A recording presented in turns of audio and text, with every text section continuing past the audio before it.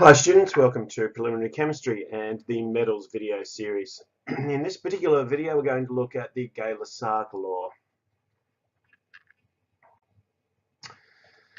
The Gay Lussac Law says, under the same conditions of temperature and pressure, when gases react together, the volumes in which they combine are in simple whole number ratios to one another and to the volume of the product if it is a gas. Now this is quite a complex thing, so we probably need to pull it apart a little bit. So the first important thing is that temperature and pressure are constant and specified. And one of the important things about this is that often we will do this by specifying standard temperature and pressure, or maybe standard laboratory conditions. And this is 1 atmosphere pressure, 100 kilopascals, and either 0 degrees Celsius or 25 degrees Celsius, along with 100 kilopascals. Now, these are conditions that you will be given values for on your data sheets. So they're not things we need to remember, but we do need to know how to use them. So this is the condition, but what's the actual law? Well, what the law says is that if we have a reaction that involves gases, such as hydrogen combining with nitrogen to form ammonia, then the volumes in which they combine are in simple whole number ratios. Now, this is one of the important things, because in order to find these whole number ratios, we actually have to balance our equation. So let's just balance the equation first. Well, I've got two nitrogens here, so I'm going to put a 2 out the front of this.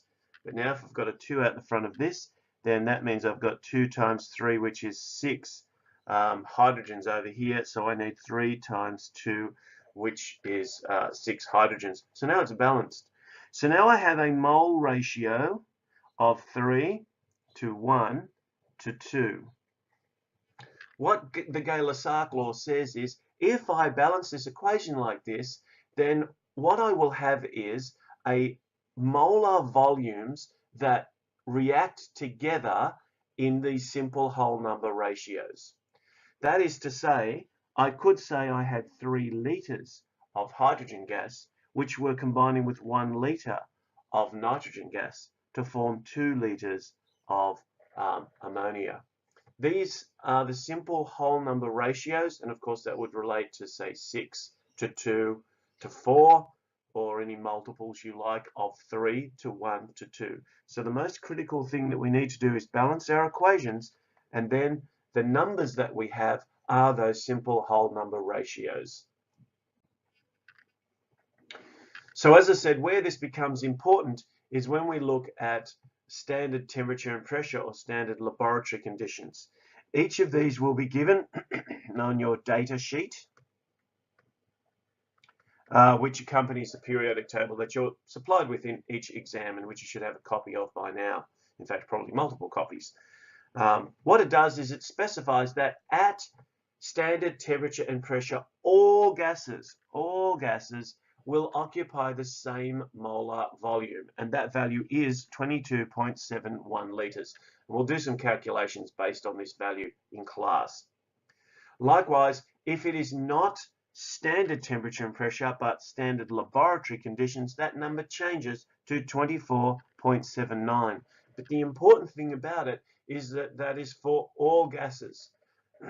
So in the previous example, where we had a ratio of 3 hydrogens to 1 nitrogen to produce 2 ammonia, all we would do is multiply. If we were at standard laboratory conditions, we would multiply each of these numbers by our mass for 1 mole. So therefore, if we had 3 moles to 1 mole to 2 moles, we could work out what volume those gases were occupying by multiplying the 24.79 by 3, 1, or 2.